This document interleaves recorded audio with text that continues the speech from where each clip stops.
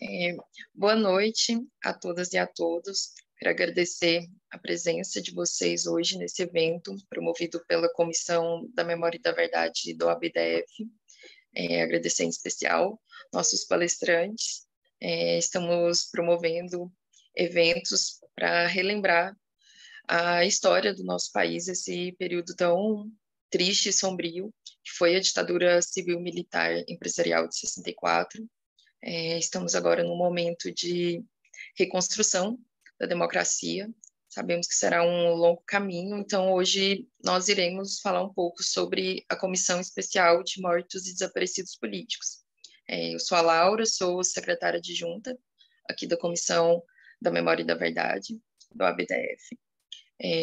Antes de apresentar o currículo dos nossos palestrantes, falar sobre esse momento de reconstrução que estamos, né, vivenciando. Esse ano tivemos a Semana do Nunca Mais, que foi promovida pelo Ministério dos Direitos Humanos e Cidadania. Então, já estamos pensando, trilhando esse caminho de memória e verdade no Brasil, pensando ainda, relacionando as graves violações de direitos humanos ocorridas no passado, que ainda não foram reparadas, nem estão sendo, né, não eram ainda relembradas como deviam ser. E vemos agora esse empenho do governo federal, né, e de várias instituições em reconstruir esse caminho de memória, verdade, reparação e justiça. Eu irei ler os currículos dos nossos convidados de hoje. Nós, da Comissão da Memória e da Verdade, estamos muito agradecidos pela presença de vocês para falar sobre a Comissão de Mortos e Desaparecidos Políticos, que foi extinta pelo antigo governo, né? Foi um ato, vamos dizer, um encerramento deles do antigo governo, né? Bem no finalzinho, extinguiram a comissão, que foi criada em 95 por uma lei, a Lei 9.140. Então, vamos falar um pouco hoje sobre a comissão. Hoje nós temos como convidado e convidada a Paula Franco, doutoranda em História pela UNB. Ela desenvolve uma pesquisa sobre as comissões da verdade no Brasil, realizou um período sanduíche de doutorado com bolsa PSDC-CAPES na Universidade de Buenos Aires como pesquisadora do Instituto de Investigações Gino Germani. Durante o mestrado, ela realizou uma pesquisa a respeito da questão de gênero operada pelas comissões da verdade sobre o passado da ditadura. Foi pesquisadora da Comissão Nacional da Verdade e coordenadora de Direito à Memória e à Verdade em órgão do Ministério dos Direitos Humanos, que prestava apoio à Comissão Especial de Mortos e Desaparecidos Políticos. É editora e colunista do site de divulgação científica História da Ditadura, colunista do Brasil de Fato no Distrito Federal e uma das organizadoras do Núcleo de Estudos e Pesquisa sobre o Pós-Ditadura, o INES, da UNB.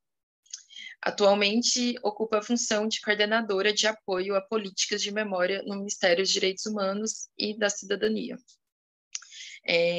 Hoje teremos também como convidado o Caio Catebe, que é membro da nossa comissão, historiador formado pela Universidade de Brasília, mestre em Estudos Brasileiros, História da Universidade de Lisboa, foi pesquisador da Comissão Nacional da Verdade, coordenador de buscas e identificação de desaparecidos políticos, junto à Comissão Especial de Mortos e Desaparecidos Políticos, e atualmente exerce a função de coordenador de apoio à Comissão Especial sobre Mortos e Desaparecidos Políticos, junto ao Ministério dos Direitos Humanos e Cidadania.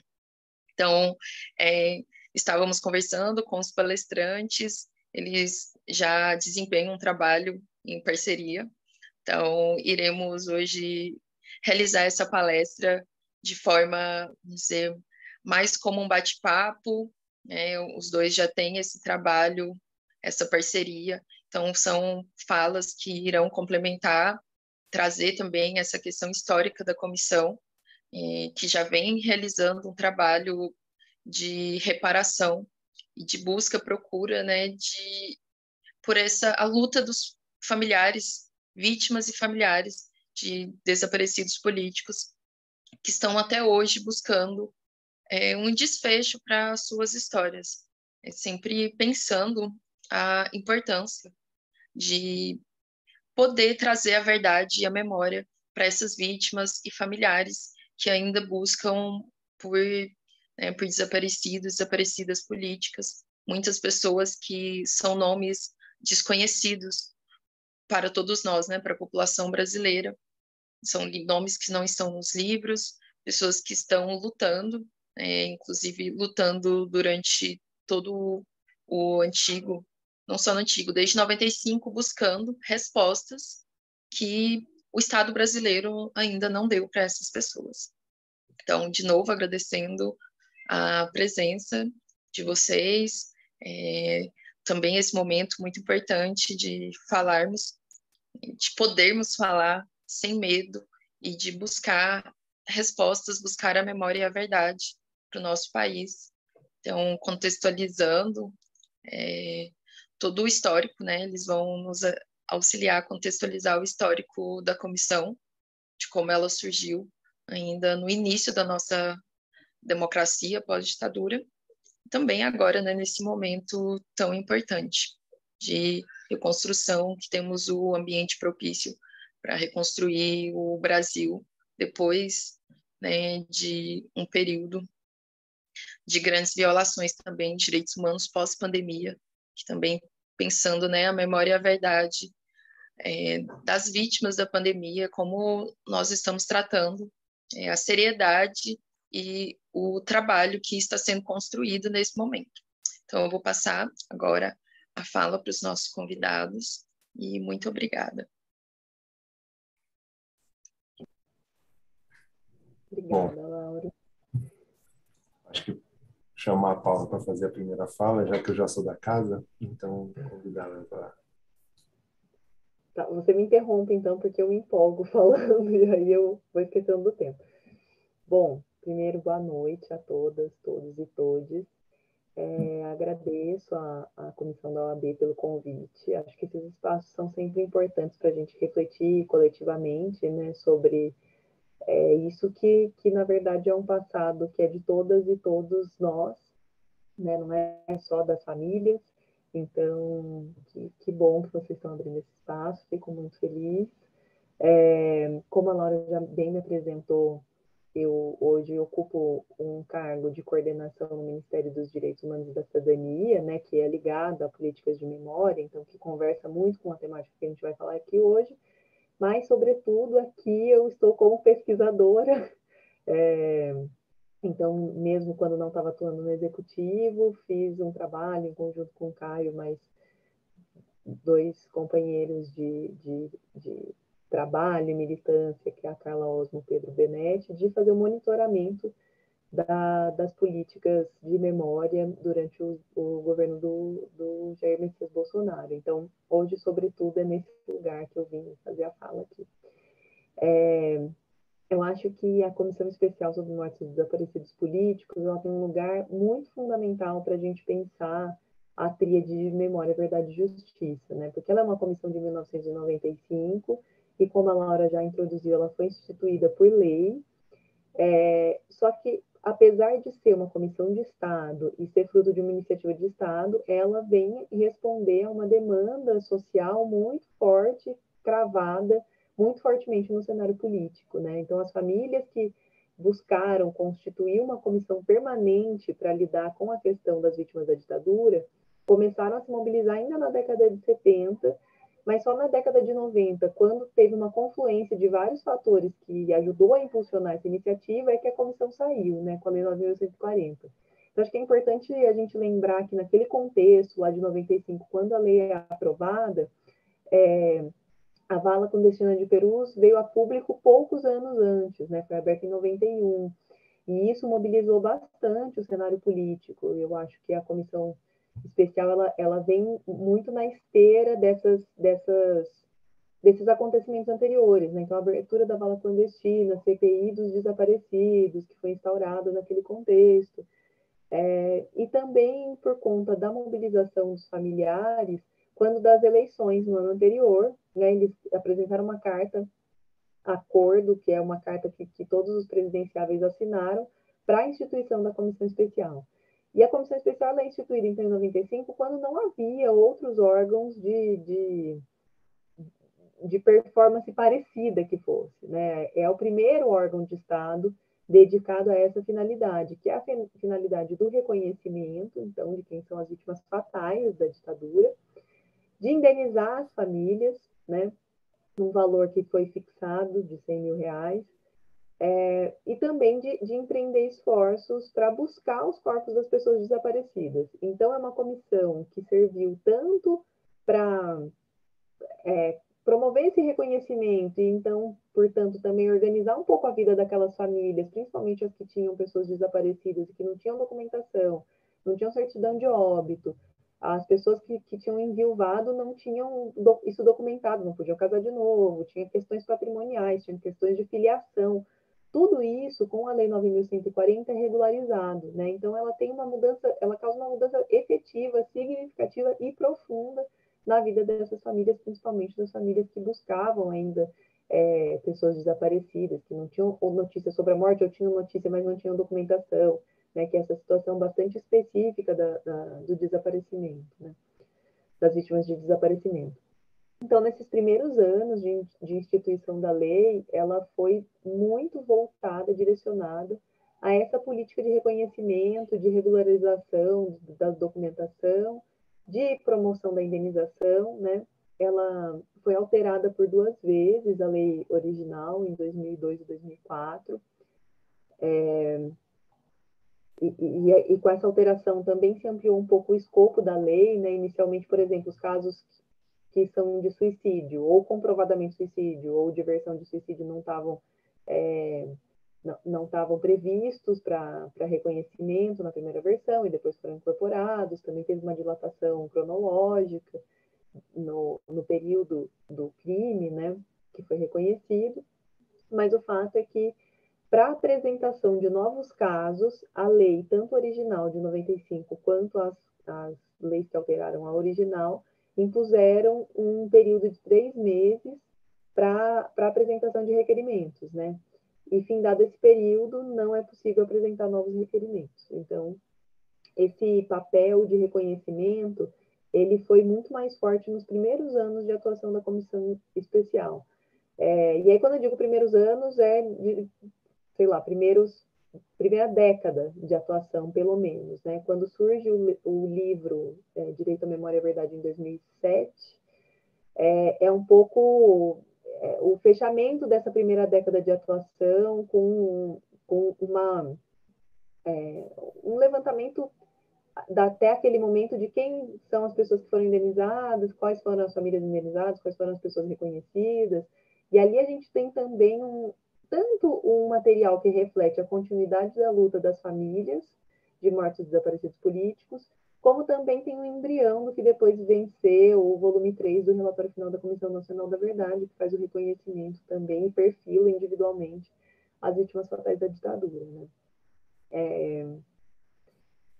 E o próximo órgão que vem compor um pouco esse cenário de justiça de transição, ele é de quase uma década depois, né? Ele é de 2002, que é a Comissão de Anistia, que vem atender a um outro público interessado, que não é mais o público necessariamente de vítimas fatais da ditadura, né? A anistia, a Comissão de Anistia, ela atua principalmente em relação à perseguição política, principalmente relacionada a perdas laborais, né? Então, as pessoas que perderam seus mandatos, foram aposentadas forçosamente, foram demitidas ou tiveram que abandonar seus cargos por perseguição política, por exílio, né?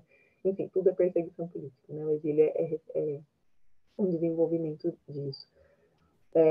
Então, a comissão especial, ela se manteve todos esses anos, né? Então, com uma vocação que é diferente da comissão de anistia, e a comissão de anistia e a comissão especial, diferentes da Comissão Nacional da Verdade, mantiveram esse caráter de permanência até hoje, pelo menos, das suas atribuições. A Comissão Nacional da Verdade tinha um tempo de mandato de 2 anos e as comissões de anistia especial não tinham esse tempo cronologicamente delimitado para atuação, né?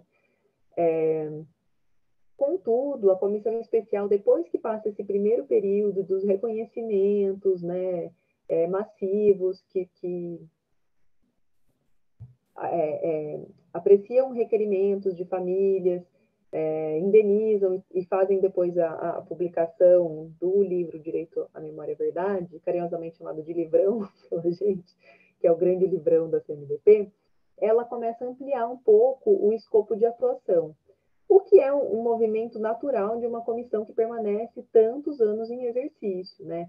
A gente precisa ter em mente que, para além da própria atuação isolada da comissão especial, também tem uma série de avanços no campo do direito internacional dos direitos humanos, no campo da própria legislação brasileira, avanços das demandas, das causas da sociedade civil também, da maneira de governança do executivo e etc.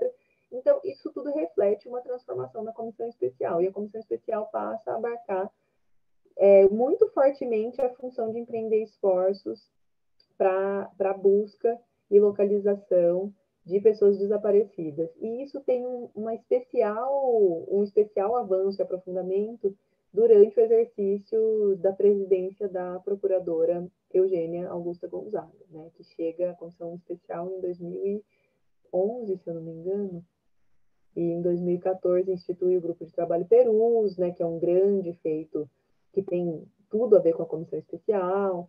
Então, né, a gente promove 2 identificações em 2018, então muitos anos depois dos desaparecimentos. Tudo isso foi promovido no âmbito da comissão especial. Então, a gente hoje, lendo o histórico da comissão especial, a gente também reconhece que ela é um instrumento que o Estado brasileiro tem para fazer a busca, a localização, a identificação dos corpos de pessoas desaparecidas, que, lembremos, é uma atribuição do Estado brasileiro, né? É uma atribuição definida na Corte Interamericana de Direitos Humanos, na Justiça Nacional. Então, e a Comissão Especial, ela é esse instrumento que possibilita um pouco que essas buscas sejam feitas. Eu vou parar um pouco de falar para o Caio poder falar, porque senão eu vou me empolgar e vou falando um monte, assim, ele vai identificando também outras coisas importantes aí, que precisam ser ditas. Tranquilo, Paula. Bom, gente, eu acho que a introdução da Paula é ótima, né, porque dá esse apanhado dessa trajetória da CMDP, e eu acho que tem uma informação que é muito relevante e muito importante para o entendimento da trajetória da CMDP, que se você for avaliar o histórico e os processos da CMDP, ela está diretamente relacionada aos processos políticos nacionais, né? Então, a própria instauração da comissão, ela, apesar de ser tratada ali na época como uma comissão possível, né, não era a comissão idealizada pelos familiares, mas também não era aquela tão atrasada como parte do parlamento brasileiro também tentou segurar e tudo mais, então foi uma lei possível, e eu acho que para todos nós que trabalhamos com política de memória e verdade sabemos que quase sempre é assim, né? São os acordos possíveis, mas a CMDP é isso, ela é uma comissão que surge ali em 95, via lei, mas ela vem de um processo, né? Um processo de acúmulo que os familiares vinham desde os anos 70, publicam um dossiê sobre listando quem são os desaparecidos políticos, quem são os mortos desaparecidos políticos, e que aquilo vai reverberar na criação de uma comissão de direitos humanos na Câmara, que não existia, e dali saiu uma comissão especial, um projeto de lei da comissão especial que cria a CMDP, né? Então, isso tudo é a necessidade de uma movimentação política. Então, a conjuntura política sempre por trás das políticas de memória são fundamentais assim, para entender a trajetória. E aí a CMDP também ela vai oscilando na sua trajetória em termos de possibilidade de ação. E eu acho que o que a Paula falou para essa primeira década da CMDP, ela é o período exatamente em que a CMDP, como ela é uma comissão de Estado, mas ela precisa de uma estrutura administrativa para existir, né? Então, ela não é um órgão do Estado brasileiro, é uma comissão de Estado, mas ela precisa de um apoio de alguma estrutura administrativa, e essa primeira década coincide exatamente com a estrutura administrativa em que a CMDP esteve junto ao Ministério da Justiça. Então, é um processo em que ela vem ali, basicamente, de análise dos requerimentos, de levantamento de quem são desaparecidos e das reparações. E aí, no mesmo momento que o Brasil muda, né, de 2002 para frente, se cria uma Secretaria Nacional de Direitos Humanos, né, uma Secretaria Especial junto à Presidência da República, a própria CMDP também muda um pouco de perfil. Coincidentemente, ela encerra ali boa parte dos seus requerimentos e passa a se dedicar essa energia toda aos trabalhos de busca e localização dos desaparecidos políticos. Então, é importante sempre localizar ela no espaço-tempo da política, né? A criação de uma Secretaria Especial de Direitos Humanos sinaliza para o país uma outra forma de lidar também com as políticas de memória e verdade. E não à toa a alteração na lei, né, da CMDP, que retira a CMDP de ser acompanhada junto ao Ministério da Justiça para o motor da CMDP ser a Secretaria Especial de Direitos Humanos, que foi evoluindo e avançando. Hoje somos o Ministério de Direitos Humanos da Cidadania. Isso faz bastante diferença, porque isso também explica os momentos em que a CMDP foi atacada, principalmente recentemente, né? Então, estar atrelada a alguma política do governo federal, do poder executivo, faz muita diferença também da instabilidade que ela vai tendo na sua trajetória, mas, ao mesmo tempo, por ser uma comissão de Estado, também tem uma inviabilidade de solução prática e rápida, né, como foi pensado pela gestão anterior. E aí eu acho que também é bem relevante, algo que a Paula trouxe, também entender o perfil dos membros que foram tendo historicamente dentro da CMDP, né? A CMDP vai passando por uma série de composições, ela tem uma composição que eu acho que é bem importante trazer aqui, são 7 membros, ela é bem menor que a Comissão de Anistia, e com algumas pré-definições, né? Desses 7 membros, a gente obrigatoriamente tem um representante de familiares de mortos desaparecidos políticos, a gente tem um representante do Ministério Público Federal, temos um representante da Comissão de Direitos Humanos da Câmara, e antes tinha um representante das Forças Armadas, depois substituído em lei por um representante do Ministério da Defesa. Ou seja, isso também mostra a importância do contexto político de mudar da criação de um Ministério da Defesa, que era algo que não existia no Brasil. Então, isso permitiu, por exemplo, que não necessariamente é um militar que compõe a comissão, pode ser um civil representante do Ministério da Defesa. Então, isso são fatos, pequenos fatos, mas que mostram um pouco o perfil que a comissão vai adotando de acordo com o seu contexto histórico e político. E eu acho que todos os integrantes que tiveram, principalmente as presidências e tudo mais, fizeram propostas e movimentações bem singulares, né, na sua trajetória da comissão, mas o início ficou muito fechado a essa questão de dar conta, de identificar e reparar, aceitando todos esses requerimentos, analisando todos os requerimentos, e reparar a lista de vítimas, né? Mas a partir de, basicamente, 2011, 12, eu acho que a força maior se dedica à questão realmente da busca e identificação de desaparecidos políticos, e aí a figura da Eugênia também é interessante nisso, porque ela também vai ser a procuradora que vai ressuscitar o processo de Perus, né, que é um processo que estava meio ali pingando de mão em mão, e o Ministério Público resolve agir olha, há uma incompetência da prefeitura, das universidades que estavam na forma de cuidar e tratar essas ossadas, esses remanescentes ósseos. E a vinda dela para a comissão na época também fez a comissão fazer parte desse processo de Perus, que era uma coisa que a comissão acompanhava meio ao lado, né? Ela não tinha uma atuação direta. Então, isso mostra as diferenças também da importância de entender a composição dessas comissões.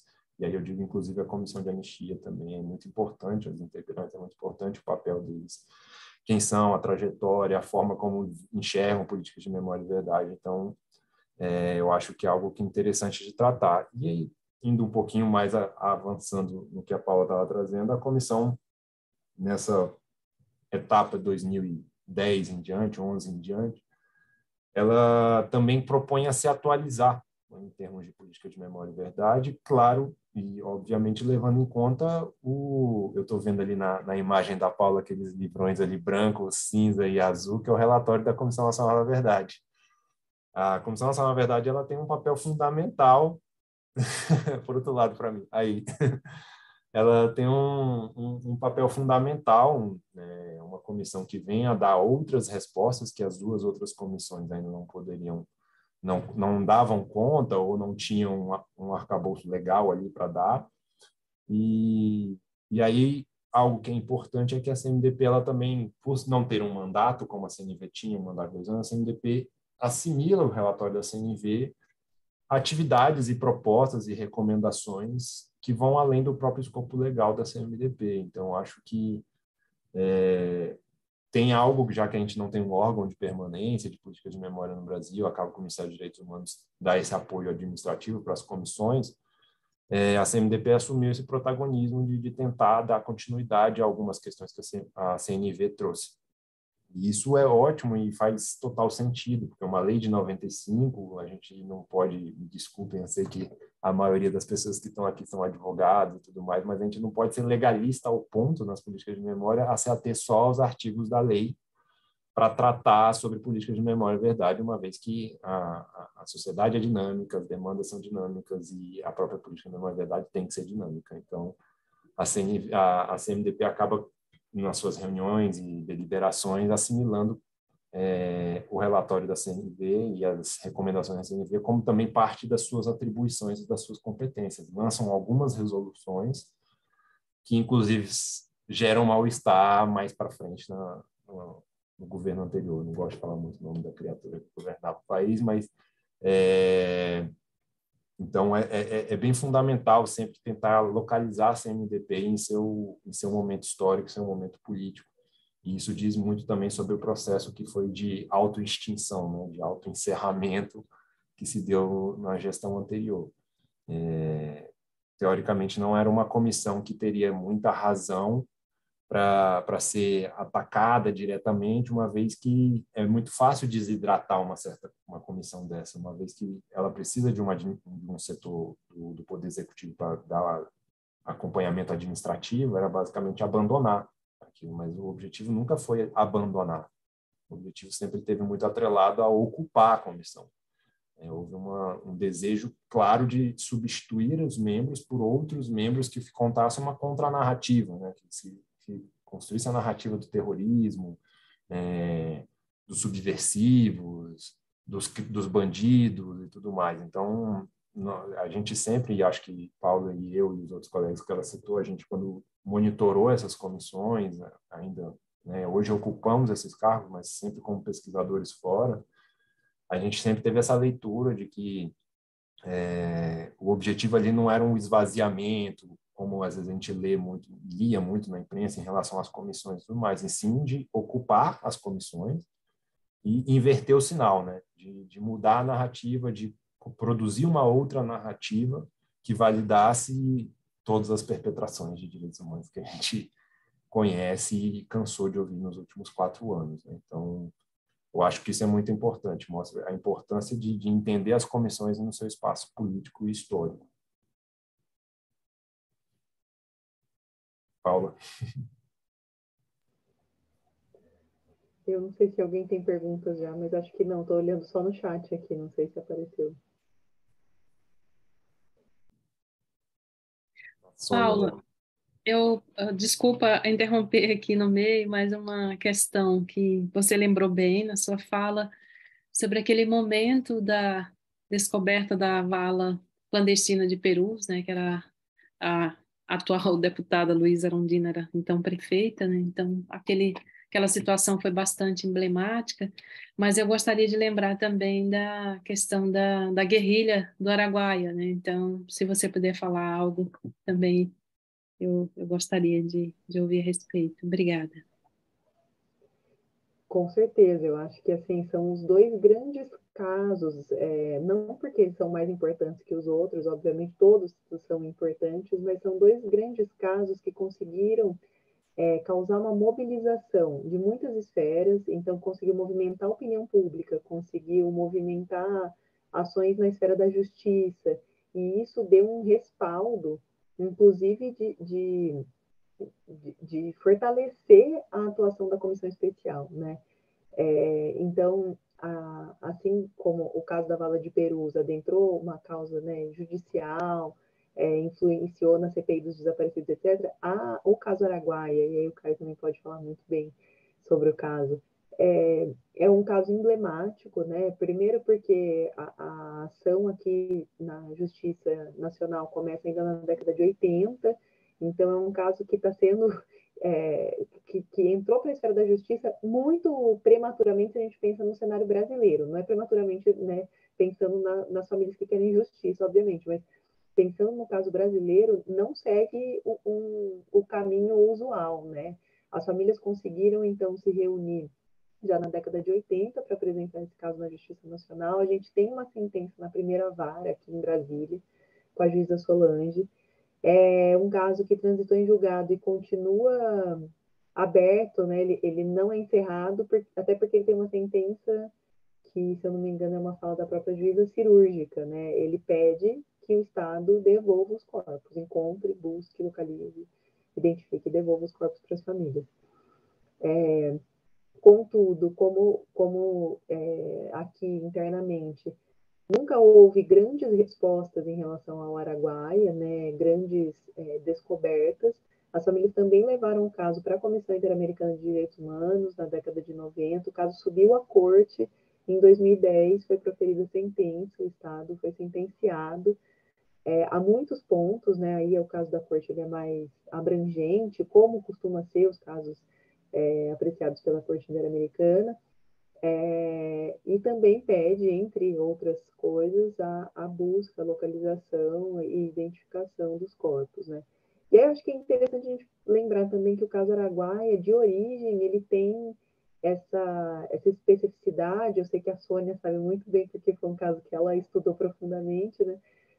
Tem essa especificidade de ser um caso sobre o qual a gente sabe muito pouco, né? Sabia muito pouco quando veio a primeira publicação sobre isso, ali, acho que no final da década de 70, ainda aquela revista que aborda um pouco os casos de desaparecimento. Muitas famílias descobrem ali que as pessoas que elas buscavam tinham se envolvido com política, tinham entrado para a guerrilha, tinham ido para o norte do país. Então, é um caso muito nebuloso nesse sentido.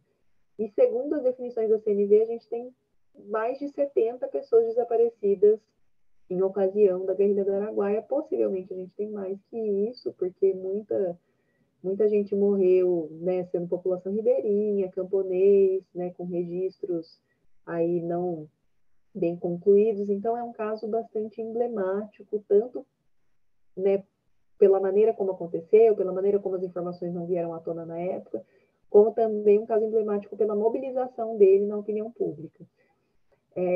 Não à toa a comissão especial, ela se interagiu por muito tempo com o grupo de trabalho Araguaia, né, que fazia as buscas, e aí acho que sobre isso o Caio até pode falar melhor, que ele... Bom, enfim, estivemos os dois, né, no Araguaia e envolvidos com o grupo, mas vou passar a palavra para ele complementar isso. Bom, o caso Araguaia é isso que a Paula falou, né? Talvez um dos casos mais emblemáticos. Não existem casos mais importantes um que o outro, mas como o caso Araguaia envolve um número relativamente grande de vítimas, né, ele acaba tendo uma projeção, mas é bem importante lembrar o protagonismo das famílias em relação ao caso Araguaia, né? Eles vão por conta própria no início, no final dos anos 80, início dos anos 90, e eles mesmos fazem busca, atividade de busca, começa a levantar informações. As primeiras informações que a gente tem sobre Araguaia é basicamente em relação vinda deles ou alguns poucos artigos de imprensa, até chegar às primeiras publicações de pesquisa, de verdade. O Estado brasileiro não se mobilizava em relação ao caso Araguaia, e é curioso, né? Porque ao mesmo tempo o Exército Brasileiro não esconde isso, inclusive está em canções de treinamento, tem orgulho do combate no Araguaia.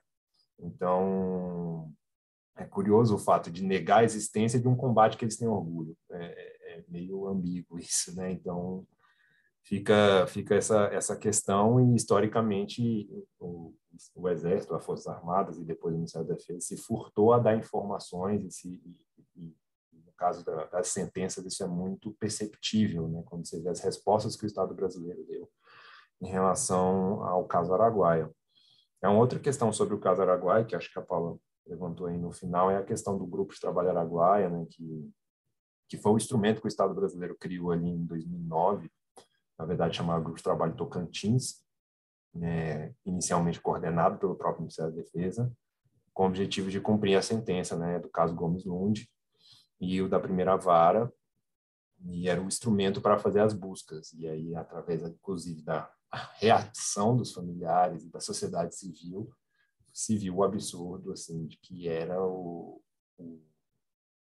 órgão, né, a instância do governo federal e do Estado brasileiro responsável pelo desaparecimento daquelas pessoas é a mesma que busca, né, e sem nenhum tipo de supervisão de outras, né, e aí se reconfigura o Grupo de Trabalho Tocantins e transforma em Grupo de Trabalho Araguaia com a inserção da participação do Ministério da Justiça, principalmente por meio da Polícia Federal, da perícia da Polícia Federal, e da Secretaria de Direitos Humanos, a Secretaria Especial da Presidência de Direitos Humanos, que ali, acompanhada da CMDP, a CMDP não compunha o grupo, né, isso é importante ressaltar, mas como havia a estrutura administrativa na Secretaria que tocava as políticas de memória e verdade, ela passa a integrar esse grupo de trabalho Araguaia. E aí é uma trajetória complexa e com resultados muito frágeis do Grupo de Trabalho Araguaia, né, um grupo criado em 2009 e encerrado em 2019 pelo governo anterior, através do revogaço no início do governo. Mas são 10 anos de grupo que, com uma dificuldade metodológica de pensar o Araguaia. Eu acho que nunca se deu um passo atrás de pensar o Araguaia e aí sim ir atrás de ações efetivas de investigação e pesquisa para aí sim fazer localização.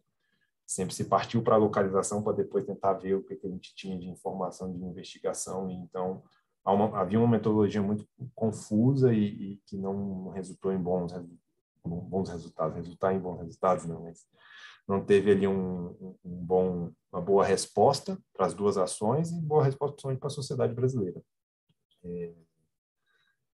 Ao mesmo tempo, era impossível você tratar o GTA como algo que deveria ser extinto ou não, porque, querendo ou não, era uma forma, pelo menos, que o Estado brasileiro tentava cumprir as sentenças, né? Então, a gente sempre entendia que era necessário aperfeiçoá-lo, né? Não necessariamente encerrá-lo, como foi encerrado em 2019.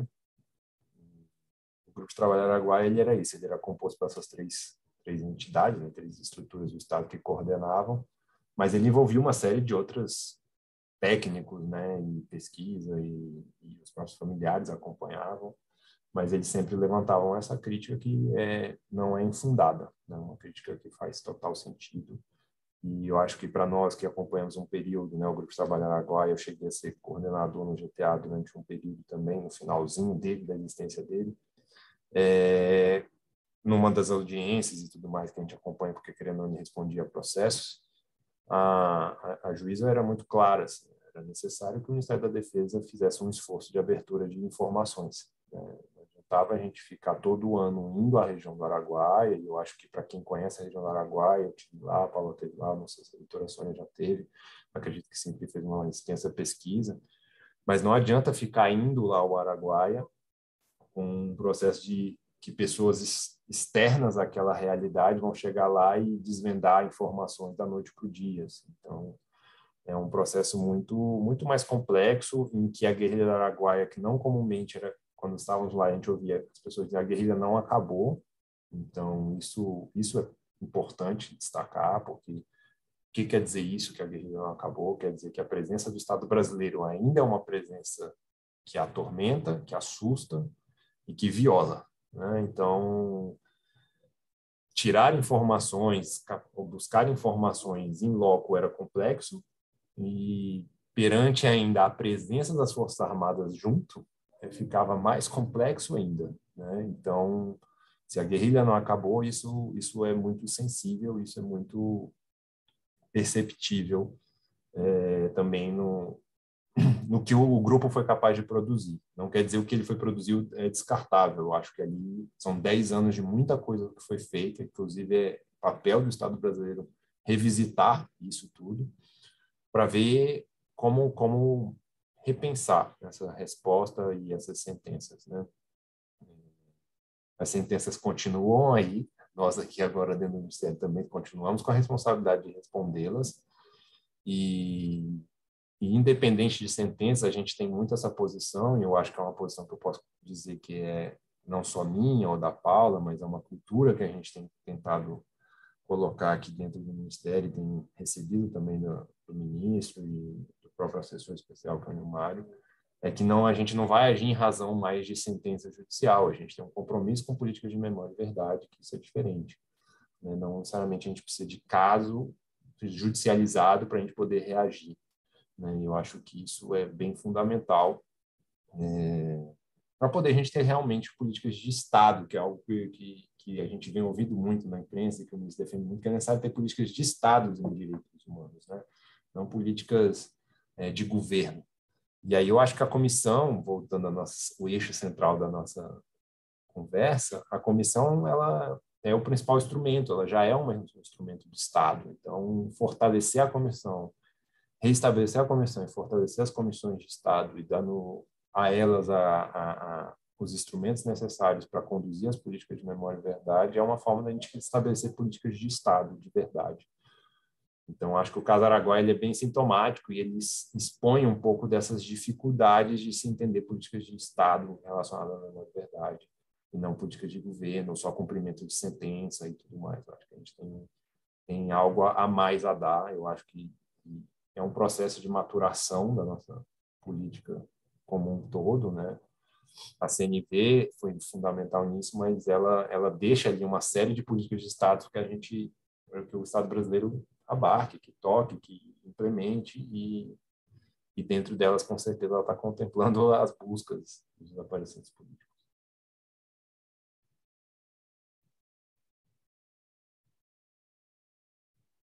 Eu não sei se tem mais alguma questão ou a gente pode falar um pouquinho sobre os últimos anos da CNDP, eu acho que... Quer ir lá, Paula? Tem duas coisas que eu acho que a gente ainda não mencionou, que são coisas importantes, ou pelo menos não aprofundamos, assim. A primeira é isso que a gente já um pouco tateou, mas não falou com todas as letras, que é a influência que as outras comissões acabaram tendo na comissão especial, né? Então, ela é um pouco a primeira, ela é a primeira, né? Ela é a primogênita, digamos assim, dessas comissões que enveredam por essa área da memória e da verdade, né? Ligadas à reparação, à justiça de transição, que são ideias, né, principalmente justiça de transição, que um pouco surge depois da própria instituição da comissão especial, pelo menos se fortalece depois. Então, ela é uma comissão que ela se nutriu um pouco dos avanços proporcionados por essas outras comissões. E eu acho que é interessante pontuar que na década né, segunda metade da primeira década de 2000, então lá depois que é lançado o livro Direito à Memória e Verdade em 2007, então que ela um pouco encerra essa primeiro momento de atuação mais ligado ao reconhecimento, à promoção das indenizações. A comissão especial ela também entra numa nova fase, que é uma nova fase que me parece também é influenciada pelo que estava acontecendo na comissão de anistia, nessa congênere, assim, nessa comissão irmã da comissão especial, né? E o que estava acontecendo nessa fase, com a presidência até do Dr. Paulo Abrão, era o que a nossa amiga Glenda Gatti, que é a historiadora, chama de virada hermenêutica, né? Então, essa abertura para uma ideia de justiça de transição mais ampliada, com uma reparação integral, que visa toda a sociedade brasileira, e não só as pessoas atingidas pela violência de Estado de forma direta, né? E com isso, eu acho que a comissão especial também se nutriu, porque em 2009 ela lança outras duas publicações muito importantes, né? Uma que se chama Direito à Memória e à Verdade aos afrodescendentes de homens e mulheres que cruzaram o oceano a bordo de navios negreiros. É grande o nome, tá? A bordo de navios negreiros e foram mortos na luta contra o regime militar. Outra que é ligada, é outra que se chama Direito à Memória e Verdade, História de Meninas e Meninos Marcados pela Ditadura. E no ano seguinte, 2010, eles lançam o Direito à Memória e à Verdade, Luta Substantivo Feminino. Que então traz um pouco à baila algumas questões que até hoje a gente tem dificuldade de fato, transversalizar nas políticas públicas ligadas a esse campo da memória e da verdade, da reparação, da justiça, transição, da justiça, ligadas à questão da ditadura militar, né? Então, acho que ele tem um cerne de tentar ampliar o mapa de violações do que a gente considera, violações de direitos humanos da ditadura e tudo mais, que é um pouco uma novidade, areja um pouco os trabalhos da comissão especial e traz um novo foco muito importante para se ter nos trabalhos, né, de memória e verdade. E, na sequência, eu acho que com a Comissão Nacional da Verdade, vem também um outro vento assim de novidade para a comissão especial, né? Tanto porque a comissão especial acaba tendo novos indícios para fazer as buscas, né? E na letra da lei é essa a vocação da comissão especial, né? Que empreende esforços para buscar para busca e localização em caso de novos indícios. Eu acho que a Comissão Nacional da Verdade ela traz outra lista de pessoas vítimas fatais da ditadura, que não necessariamente estão compreendidas até o final dos trabalhos de reconhecimento da Comissão Especial, traz novas sistematizações de indícios de localização de corpos, e traz também outras tantas recomendações que dialogam, interagem com o trabalho essencial da Comissão Especial, né? E uma delas aí que eu acho que é um grande destaque, que é a recomendação que fala sobre o estabelecimento de procedimento para emissão de atestado de óbito com a anotação de causa-morte retificada, né? Porque as pessoas que tiveram os atestados de óbitos conferidos às famílias a partir da Lei 9.140, que é a lei que institui a comissão especial, elas também têm um atestado de óbito que é lacunar, porque demonstra só uma partezinha ali do que aconteceu. Então, a pessoa morreu, Lei 9.140. Em data, Lei 9.140. Então, ela não traz, de fato, com todas as letras, o que aconteceu com aquela pessoa, né? E atenta a isso, então, a Comissão Especial, em 2017, lança uma resolução, que é a resolução número 2, que visa dar início a esse processo administrativamente, para facilitar o cumprimento dessa recomendação, que é a recomendação número 7, para as famílias terem um atestado de óbito que seja mais fidedigno ao que aconteceu, né? Então, os atestados de óbitos proferidos depois, né, por intermédio dessa resolução número 2 da Comissão Especial, são atestados de óbito que contêm ipsis literis que a pessoa foi vítima de violência de Estado durante a ditadura militar. É uma mudança que acontece no campo mais simbólico, mas que é de extrema importância para as famílias, que fala com todas as letras, né, o que aconteceu, ainda que não traga a elucidação completa daquele caso, né, e de fato não traz.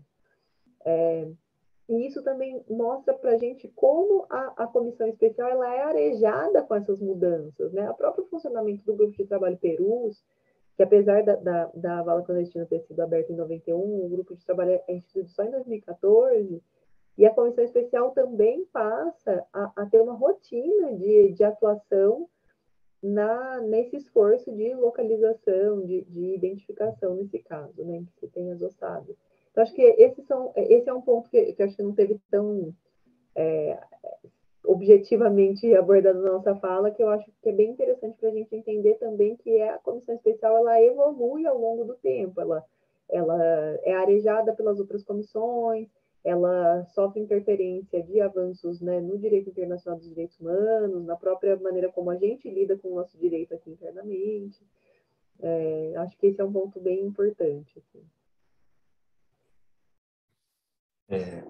Complementando um pouco o que a Paula falou e também resgatando ali um comentário que a doutora Sônia deixou, é muito importante essa questão sobre tratar, doutora Sônia, de que não são só os guerrilheiros, né, os chamados guerrilheiros do Araguaia que foram vítimas, os camponeses, né, a comunidade da região do Bico do Papagaio, ou Tocantins, que na época não era Tocantins, mas Goiás, Maranhão e Pará, ela é diretamente atingida e exatamente por conta dela que a gente entende que a guerrilha não acabou.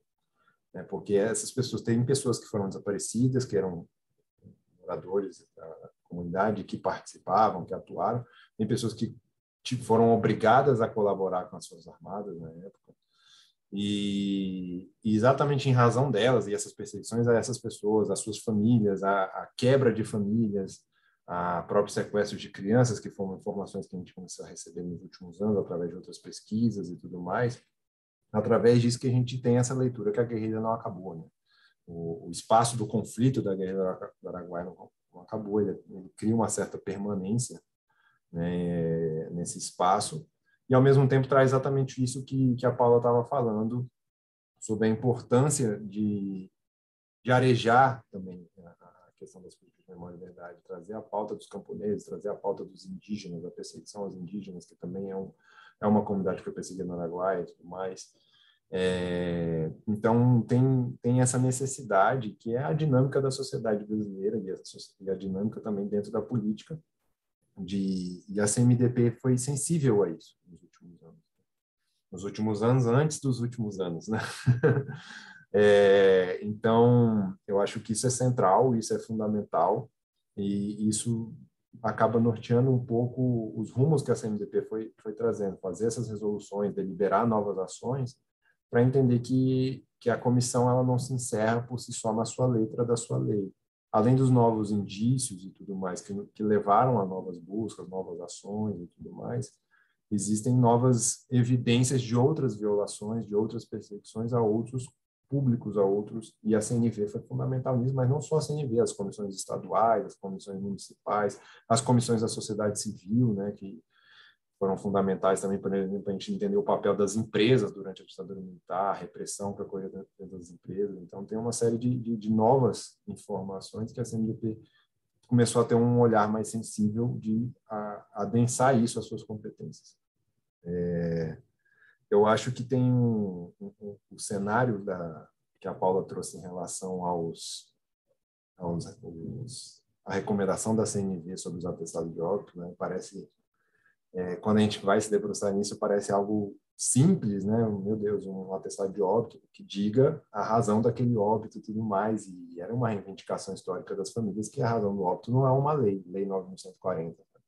Então, a CNV faz essa recomendação, e é curioso que isso faz com que uma comissão de Estado como a CNDP agite as estruturas do Estado, porque para poder ela botar a recomendação ativa, né, fazer isso, ela teve que provocar, por exemplo, o Conselho Nacional de Justiça, o CNJ, para que isso seja, por exemplo, uma recomendação nacional, com qualquer tipo de requerimento de retificação do atestado de óbito perante a CNDP não encontrasse entraves na justiça brasileira, perante os cartórios e tudo mais. Então, botou isso em diálogo, em pauta na justiça brasileira, uma recomendação da CNV. E isso eu acho que é o que a gente entende da importância das recomendações da CNV serem resgatadas, né? Precisam ser tratadas para cada instância que ela trata ali do Estado brasileiro, seja no Poder Judiciário, Legislativo ou no Executivo, ou perante também a sociedade civil. E, curiosamente, em razão dessa recomendação da CNV e da ação da CNDP de fazer essas retificações de atestados de óbitos, que começa o início do autoencerramento da CNDP, né? Porque, em razão ali da retificação do atestado de óbito do Fernando Santa Cruz, um desaparecido político, o ex-presidente resolve se manifestar falando impropérios ao ex-presidente da OAB. E a gente está aqui exatamente nesse espaço da OAB, né? O ex-presidente da OAB, Felipe Santa Cruz, que é filho de um desaparecido político. Então, a partir dali começa o início da autoextinção da CNDP, porque a CNDP questiona o presidente da República, a figura da presidente, a CNDP, a Eugênia, ela questiona, já que o presidente da República afirma que sabia informações sobre o paradeiro de Fernando Santa Cruz, que ele prestasse essas informações à comissão especial, já que a comissão especial busca Fernando Santa Cruz. E ali criou uma situação política em que a comissão, que estava ali quietinha e tudo mais, claro, fragilizada pelo governo que a gente tinha, ela acaba agora virando o alvo, né? Ela entra no foco, e aí começa ali o início das ações, e a primeira ação foi a substituição de 4 membros, focado diretamente na presidente da comissão, né, na CNDP. Mas por que 4 membros? Porque 4 membros, assim, ele cria uma maioria, né? São 7, então com 4 você aprova tudo que você quiser, inclusive a aprovação da autoextinção da comissão. Então, dali em diante, e acho que, aproveitando já essa deixa, a comissão passa a ter uma certa... eu não posso dizer uma inércia, né? Ela passa a ter uma inércia para a competência dela, né? Que é continuar as buscas, continuar as resoluções. Na verdade, ela passa a agir contrária à própria competência, ou seja, ela para as atividades de busca, ela abre mão, e e se apega única e exclusivamente às sentenças, mas ao mesmo tempo só num cumprimento básico, sem realmente fazer atividades de busca e identificação, só no cumprimento burocrático ali de pagamento, porque é uma sentença judicial e tem que pagar, mas os outros casos que não estão contemplados em ação judicial, eles são ignorados. E, ao mesmo tempo, a comissão passa também a perseguir as próprias resoluções que ela tinha. Então, por exemplo, a resolução que autorizava e iniciava essa retificação dos atestados de óbitos, ela é cancelada, vamos dizer assim, ela é destituída ali da sua função, e todas as outras resoluções, né? Então, vai muito nesse argumento que a gente defende muito, de que o objetivo não era esvaziar a comissão, era fazer a comissão agir em prol de uma outra narrativa, em prol de uma outra política.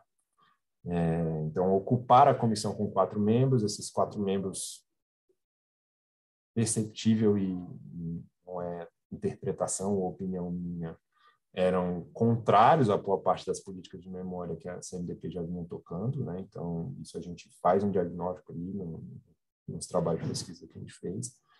E dali em diante eles passam a aprovar reiteradamente todas as ações de não políticas de memória, não políticas de verdade, e até chegar ao final, em que eles fazem um grande levantamento, que eles chamam de relatório final, e o foco do relatório final é basicamente, acho que aí a leitura que eu faço daquele relatório final, ele tem basicamente 2 focos, né? Que é se apegar à parte da lei em que diz que havia um prazo para requerimentos para atribuir, para serem analisados, e que todos aqueles requerimentos já tinham sido analisados e devidamente cumpridos. Então, logo, a comissão não faria mais razão de existir, se já teria aqueles requerimentos analisados. E o outro, que é tentar demonstrar, através desse relatório final, que os 28 anos esse ano, né, mas os últimos 27 anos de CMDP foram onerosos ao Estado brasileiro, né, eles alegam baixos resultados e onerosos, então eles fazem um levantamento bem duro em relação aos custos da CNDP, de contratação de pessoas, de investigação, de envios de amostras. Então, um relatório fundamentado num argumento financeiro de que as políticas de memória e verdade deveriam ser encerradas pela CNDP porque elas custaram muito e trouxeram pouco.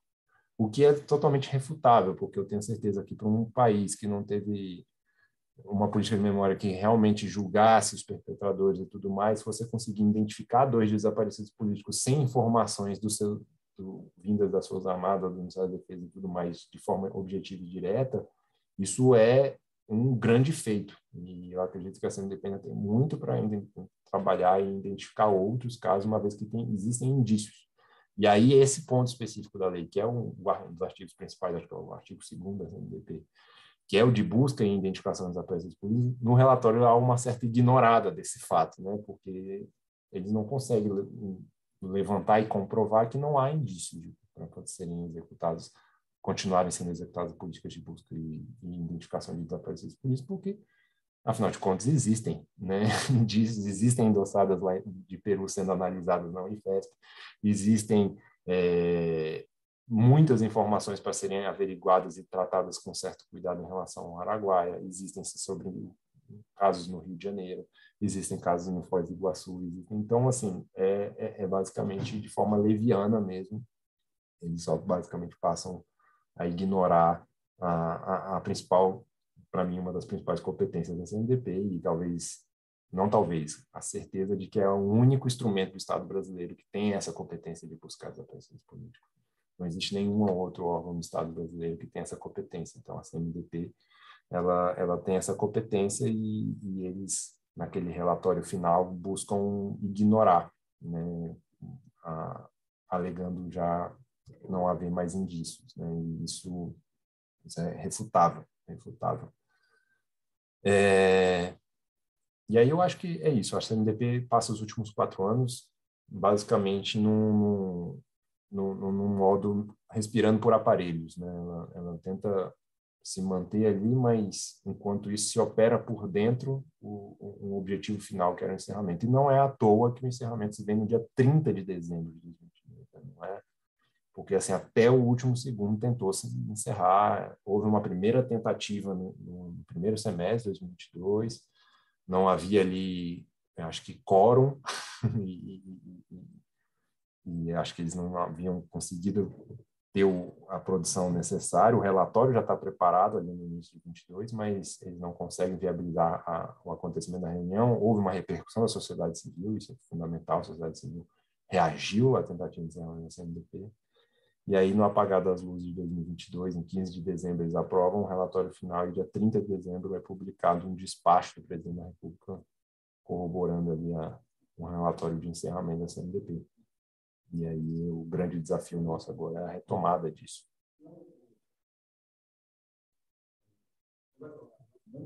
Não sei se tem alguma questão, o Paulo quer complementar. Não, acho que é isso. Se tiver mais questões, aí eu acho que a gente pode entrar em outros temas, mas eu acho que o fundamental da CMDP a gente explorou.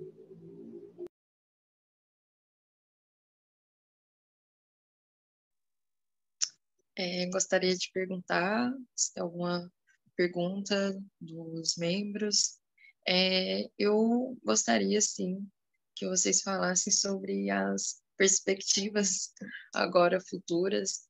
Eu sei que nós estamos com, deixa eu admitir, assim, com esperança, né? Um momento que todos e todas nós ficamos muito aliviados. Acredito que é esse momento de respirar, né? Além de, mas de sermos também realistas que será um caminho árduo, né? De não só de reconstrução, essa implosão interna, né? Como o Caio falou, dessa construção de uma outra narrativa e que infelizmente parte da população tem, né, repetido e acabou que, querendo ou não, eles têm, que é algo que, na verdade, me preocupa muito, é algo que eu tenho falado com nossos colegas da área, que é o que mais me preocupa, as fake news, né? E como eles usaram o próprio Estado para difundir essas fake news e difundir essa contranarrativa, principalmente em relação, né, à ditadura. Não só a defesa, como vocês falaram, uma incoerência, né? Ao mesmo tempo que eles negam que ocorreu uma ditadura, eles festejam e celebram a ditadura, criando uma contranarrativa, além de como o Ministério da Defesa, né, as Forças Armadas, atuaram durante os trabalhos também da Comissão Nacional da Verdade, se negando o tempo todo a responder os questionamentos, mesmo quando havia documentos provando o contrário, eles simplesmente, né, ao mesmo tempo que criam outra narrativa, de um orgulho de uma suposta revolução em 64, eles também se negam de que isso ocorreu. Então, entendo esse momento delicado que estamos vivendo e dificuldades, e não só de orçamento, de retomada, né, retomada dessa busca, o tempo também, né, a gente tem falado bastante sobre vários familiares, vítimas, testemunhas que já não estão entre nós, porque já se passou bastante tempo, né? A Sônia tem um conhecimento sobre, né, a guerrilha da Araguaia, de conhecer pessoas que às vezes nem se lembram, né? Ou buscaram não lembrar, né, de todas as atrocidades que foram cometidas nessa região, mas de essa perca que tivemos em relação à memória e verdade, né? O passar desse tempo. Então, acho que nós já estamos sendo realistas de saber que essa reconstrução não será fácil, mas de perguntar para vocês perspectivas de como agora iremos tentar retomar os trabalhos, tentar fazer uma... Parece que a gente retomou, né? Aquela transição, o que estava, que já tínhamos alcançado, a gente deu uma... retrocedeu um pouco. Então, para a gente reconstruir os caminhos que agora, né, serão tomados, caminhos que podemos tomar também, junto com, sabemos da importância da atuação da sociedade civil em todas as comissões de Estado que tivemos nas políticas de memória, que foram vitórias, né, a Comissão Nacional da Verdade, vitórias que a sociedade civil mesmo logrou, buscando, né, junto ao Estado, mas que lutas, né, reivindicações que foram feitas, mas pensar esse cenário futuro do presente que estamos vivendo agora, tanto da Comissão Especial de Mortos e Desaparecidos Políticos, como de outras políticas públicas de memória e verdade, reparação, que estão sendo empreendidas pelo governo federal, atualmente pelo Executivo, que nós estamos vendo essa movimentação. Vimos o início, a retomada dos trabalhos da Comissão de Anistia. Então, como que vocês pensam, assim, que podemos esperar e atuar, né, todos e todas juntos, continuar nessa luta por memória, verdade e justiça? Acho que é isso, gente. Obrigada. Eu vou responder antes, porque tem uma criança aqui na casa que vai começar a falar alto, vocês todos vão ouvir, porque está chegando aqui. Então, para garantir a resposta. Bom, eu acho, Laura, assim, de verdade, que essas comissões, todas elas são fruto de mobilização da sociedade civil, né? São comissões de Estado e é importante que sejam comissões de Estado, porque o Estado tem um outro lugar, uma outra estrutura e um outro papel, né? O Estado tem que empreender política de memória, ele tem que responder sobre as sentenças e o Estado tem que fazer busca, assim, enfim, eu acho que isso deveria ser como pacífico, né? Infelizmente não é. Mas, de fato, ainda que seja importante que essas comissões sejam comissões de Estado, é importante a gente reconhecer que elas vêm de uma demanda apresentada pela sociedade civil, pressão da sociedade civil, luta da sociedade civil, né? Então, de fato, a gente tem um momento histórico complexo agora, né? A atualidade, ela se mostra de uma forma bastante enredada por toda uma estrutura de contra-informação, de fake news, com uma maneira de dissipar essas notícias falsas e empreender uma guerra de narrativa pesada, de fato. Por outro lado, eu também acho sempre assim, que a gente não pode perder de vista que memória é sempre uma disputa, né? E a gente precisa fincar o pé na hora de fazer essa disputa, para a gente não perder lugar, de fato. E isso vale tanto para momentos como agora, que são momentos críticos, como você diagnosticou na sua fala, e eu estou aqui concordando totalmente com você, quanto em momentos não críticos. A memória continua sendo disputa em momentos que não são críticos, como o do presente, né? E aí eu acho que, assim, é um pouco viver nesse cenário ambivalente, né? Porque, por um lado, no momento crítico, a disputa ela tem que ser mais acirrada, né? Com certos cuidados, ela tem que se dar num cenário de disputa acirrada. Por outro lado, tem algumas conquistas que a gente tem, que por mais que haja retrocessos, tem coisas que são feitas e a gente não pode esquecer que elas estão ali, sabe? Então, acho que, assim, os anos de atividade da Comissão Especial, os reconhecimentos que ela fez, e mais do que os reconhecimentos, o trabalho de sistematização, de conseguir desmistificar as versões falsas de morte, porque é isso que a gente tem como dado hoje, né? Por exemplo, a morte absurda do Vladimir Herzog, por exemplo. Ela é absurda, é evidente que aquilo não foi um suicídio, desde o início, sim, mas eu acho que a Comissão Especial, por exemplo, tem um papel muito atuante na hora de conseguir formatar um argumento para mostrar e desmistificar aquela versão, né? Tudo isso está registrado no Direito à Memória e à Verdade, tudo está lá no Arquivo Nacional como documentos sob a salvaguarda do Estado brasileiro. Então, tudo isso que foi feito tem coisas disso tudo que não foram desfeitas. E a gente tem que realmente celebrar essas coisas e fortalecer o que a gente tem de legado positivo dessas comissões. Porque isso nos serve também para, nesse momento, a gente conseguir fazer uma disputa a partir de balizas, pilares um pouco mais fortes, né? Um pouco mais construídos sob um alicerce um pouco mais fortalecido, né? Então, a gente tem o relatório da Comissão Nacional da Verdade, a gente tem rios de publicação da Comissão de Anistia, a gente tem a gente, né, para continuar nessa disputa. Então, assim, eu acho que é isso. A gente está num cenário crítico socialmente, mas a gente está agora com um governo que olha com seriedade para isso, e é nesse cenário que a gente tem que disputar agora. Então, assim, eu acho que não é tudo maravilhoso, não estamos no mundo ideal, no momento ideal, mas com as ferramentas que a gente tem que operar essa disputa, porque é disputa em qualquer situação, na situação crítica e na situação mais confortável.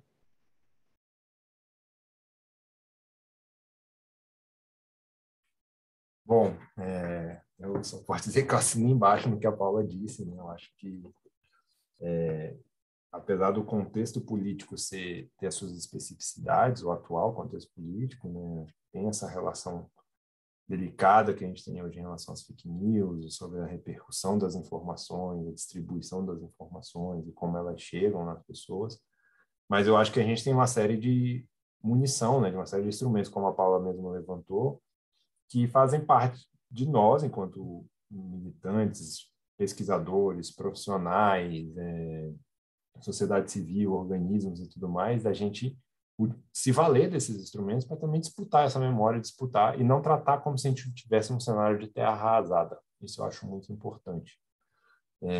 Porque as comissões sobreviveram, os relatórios estão aí, as pesquisas feitas pelos acadêmicos estão aí, então a gente não pode simplesmente ignorar tudo e tratar, não, a gente vai ter que começar do zero, a gente não tem que começar nada do zero. Existe muita coisa para ser feita, e a gente tem muito que aprender, o que nos levou a esse cenário, sabe? Então, acho que isso é muito importante, e eu acho que as políticas de memória têm muito a dizer sobre isso, né? As políticas de memória e verdade têm muito a dizer o que nos levou a esse cenário de termos esse receio ou esse medo de perdermos essa disputa da memória. Mas a gente não pode dizer que perdeu essa disputa, né? Então, eu acho que isso é fundamental, o que a Paula traz, sabe? Eu acho que a gente não pode ir para um caminho de contra-ataque, porque eu acho que a gente não pode nunca deixar de estar no ataque, porque a política de memória ela não está permanentemente estabelecida, independente de qual era o governo ou não. A gente já teve uma série de governos, vários espectros políticos, até um antigoverno recente, mas as políticas de memória precisam estar o tempo todo se provando, se apresentando, disputando o Congresso Nacional, disputando a sociedade civil, disputando os instrumentos de educação. Eu acho que isso é fundamental e isso acho que tem que estar sempre no norte, né, que orienta nossas atuações, inclusive a nossa própria comissão aqui da OAB. E aí eu acho que, complementando o que a Laura veio no questionamento, quais são as perspectivas e tudo mais, assim, o que eu posso dizer, que é algo que a gente já vem sentindo, né, atualmente, da atuação direta do próprio governo, mas da própria sociedade, há uma vontade de retomar as políticas, há um desejo político do governo, mas também há uma vontade da sociedade civil, né, a sociedade civil que clamou por uma semana nunca mais. Não foi algo que surgiu, brotou do nada, foi a sociedade civil que provocou o Poder Executivo e o Ministério a falar, e aí, como é que vai ser? Como é que vai ser? Para onde a gente vai? A gente precisa de vocês e vocês precisam da gente. Então, eu acho que essa é a sintonia necessária e acho que a perspectiva é essa, que cada vez mais as políticas também se aproximem da sociedade civil, não serem políticas tocadas à parte, onde a sociedade civil só tem um papel de cobrar. A sociedade civil tem que ter um papel também de construir junto, né? Porque exatamente para a gente não ter um retrocesso, não ter cenários em que muda governo e as políticas retomam do zero ou começam de outro lugar. Então, a sociedade civil tem esse papel de fazer parte da construção e de carregar. E quando eu digo sociedade civil, inclui inclusive a OAB em si e outros entes e os familiares. Então, é algo que a gente tem que pensar sempre maior, né? Quando a gente fala de política de Estado, ela não envolve só os três poderes, a gente tem que pensar na sociedade como um todo, né? Então, eu acho que a linha de orientação que a gente enxerga, apesar dos desafios e das dificuldades, é essa aproximação e essa construção via sociedade civil também, das políticas de memória e verdade, não só como competência de comissões, comissão de anistia, o CNDP, mas que a sociedade civil seja parte também de propor, por exemplo, hoje a gente tem o Ministério dos Povos Indígenas, então por que não a gente pensar numa comissão sobre a questão dos povos indígenas? Se a gente tem um Ministério da Igualdade Racial, hoje um Ministério aqui dos Direitos Humanos construiu uma coordenação de memória e verdade da escravidão, algo que a OAB já propôs lá atrás, né, em 2014, então por que não resgatar e construirmos juntos? Né? Então, tem uma série de ações de política de memória e verdade que não se restringem também só o recorte histórico da ditadura militar e que precisam ser também levados a sério. E a sociedade civil tem esse papel também, não só de cobrar, mas de propor mecanismos de construção, trazer modelos, formatos que não sejam engessados só na forma que o Estado está acostumado. Acho que também é algo que a gente tem que pensar, o como provocar o Estado brasileiro a se adequar à sociedade. Até a gente está falando de fake news, mas é uma sociedade que está pautada nas redes sociais. Então, como disputar as redes sociais com a nossa disputa da memória? Né? Então, eu acho que esse é o grande desafio, eu acho que é essa a perspectiva que a gente tem que ter e acredito, não posso falar em nome da comissão e de nenhuma comissão, mas acredito que as comissões também têm que estar atentas a isso, atentas a esse novo formato da sociedade brasileira e da sociedade do mundo inteiro. Né? Então, as formas de comunicar suas políticas, a forma de disputar essas memórias, disputar as narrativas, elas também perpassam a trazer a sociedade civil também para propor, para construir junto. Sabe?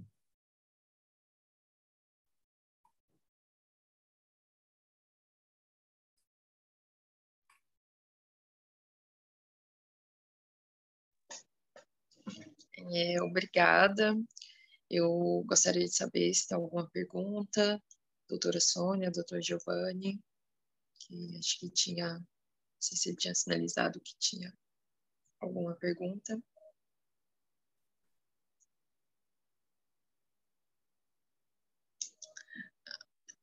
Da minha parte, acho que a questão foi bem respondida, né? E agradeço, né? Até fiz algumas observações ali no chat, mas é isso. Da minha parte, eu sinto bastante contemplada e só tenho a agradecer, né? Tanto a Paula quanto ao Caio. É realmente uma partilha, é muito interessante, né? Essa observação. E eu só gostaria, talvez assim seja repetitivo, mas lembrar que na questão da guerrilha do Araguaia tem a população local e ela não se divide só em guerrilheiros e camponeses, né? Ali você tinha servidores públicos do antigo IDAGO, que é Instituto de questão agrária do do então estado de Goiás, né?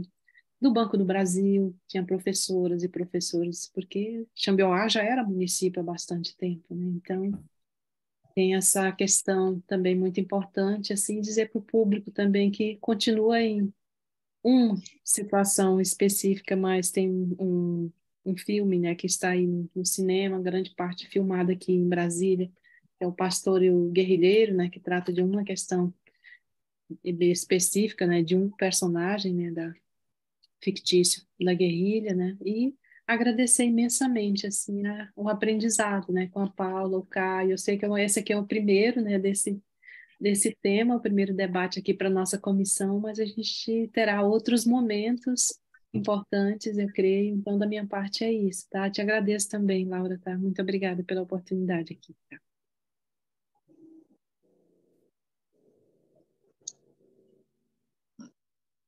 Eu que agradeço, doutora Sônia, né, e todos e todas da comissão, pela construção conjunta desse espaço.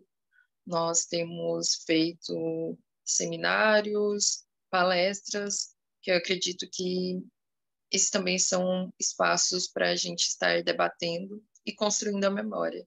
Sempre lembrando, como vocês mesmos falaram, que essa é a memória e a busca não por memória e verdade não só de familiares e vítimas, mas de toda a sociedade brasileira. É uma memória coletiva que tem sido construída e precisa ser construída diariamente, porque não só essas vítimas e familiares foram afetados, toda a população brasileira, todo cidadão brasileiro foi afetado com a ditadura. A doutora Sônia falou sobre ser repetitivo, mas nós até tivemos uma palestra falando sobre a importância de dizer o óbvio, né? Estamos aqui repetindo, sendo repetitivos, continuaremos sendo repetitivos, e dizendo o óbvio em todos os momentos, porque isso é também o nosso papel, como vocês falaram, da sociedade civil.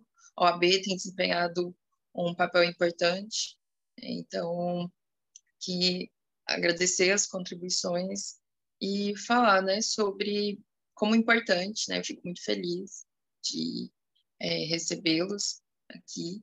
Espero que tenhamos espaços físicos, né, futuramente. A comissão planeja realizar palestra e eventos presencialmente esse ano.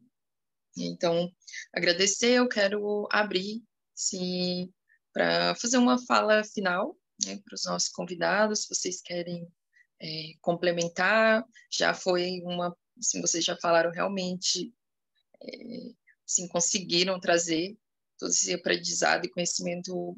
Acredito que esses espaços é a nossa construção, e como também o Caio falou, sobre os espaços dessa construção da nossa, não da nossa narrativa, né, mas da narrativa da verdade histórica do que aconteceu nesse país, nos espaços, né, de educação, principalmente nas escolas, nesse trabalho que muitas pessoas têm buscado realizar nas escolas, nas universidades.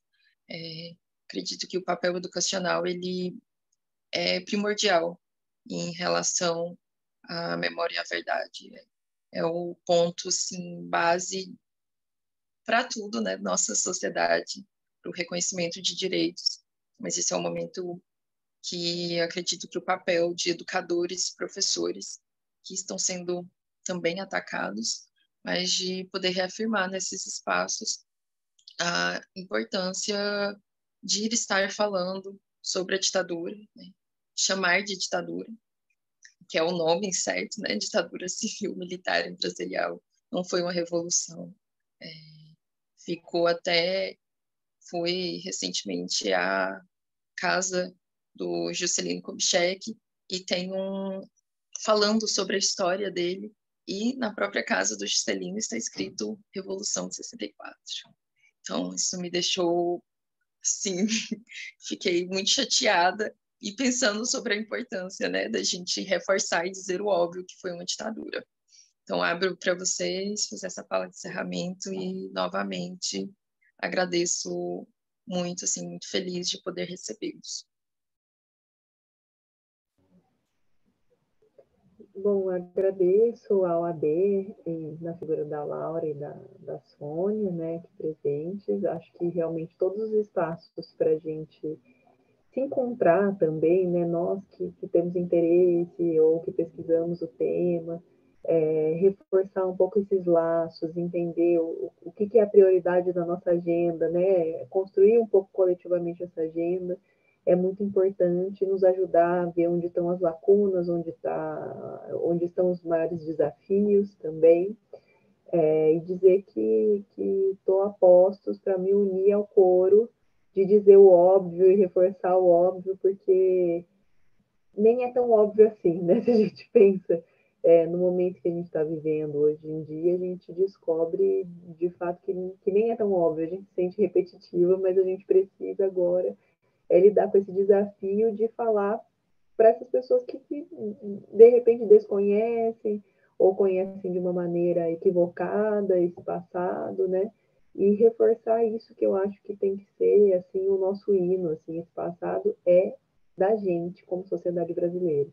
Então a gente tem que se encarregar dele, né? Coletivamente. E é isso, agradeço, boa noite para todo mundo, obrigada por quem nos ouviu aqui. E fico à disposição para novas conversas também.